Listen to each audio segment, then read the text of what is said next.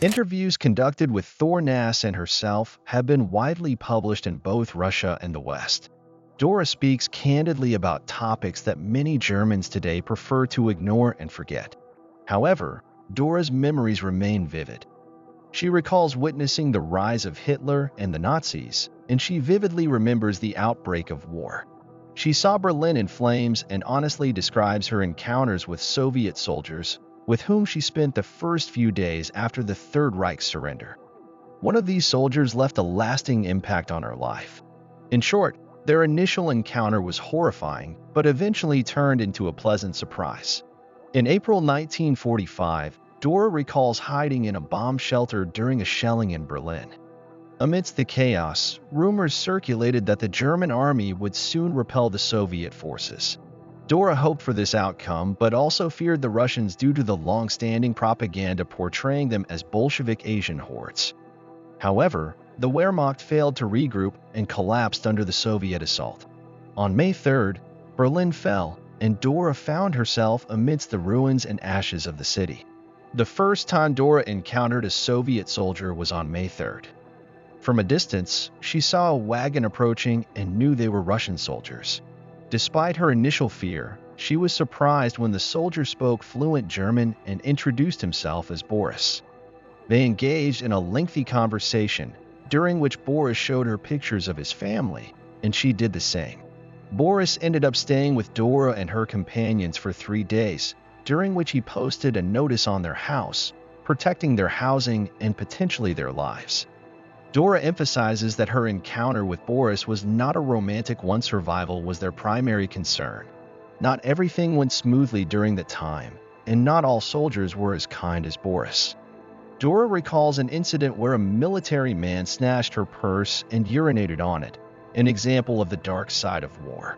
She also later learned about the atrocities committed by German soldiers on Soviet soil, which could be much worse than losing a handbag. Dora's memoirs are valuable because of their honesty. She does not try to defend herself or pretend ignorance about the atrocities perpetrated by the Nazis. She admits that she, like many others, embraced Hitler's regime until 1944. They waved flags with swastikas, listened eagerly to Hitler's speeches, and celebrated encounters with fascists like Mussolini. Dora acknowledges her previous ignorance about the existence of extermination camps and anti-Semitic propaganda. Dora's perception and understanding began to change as the war approached Germany. She questions what they could have done at the time, as they were part of the masses indoctrinated by the Nazi regime.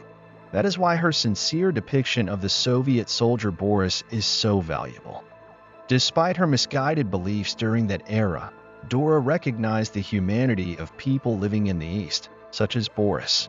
Dora lost contact with Boris after May 9th, but in 2010, with the help of a German journalist, she learned that Boris was actually named Bukshir and hailed from Bashkiria. Dora and Bukshir's granddaughter exchanged letters and eventually met. Bukshir had fond memories of Dora and advised his children to learn German. Dora now lives without fear and doesn't feel the need to be politically correct, as the Berlin Wall fell a long time ago. While anti-Russian sentiments prevail in Europe, Dora is free to express her genuine thoughts.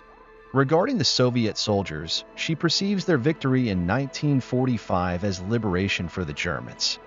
Unfortunately, there are those who try to propagate a narrative of the Soviet soldiers being cruel and inhumane.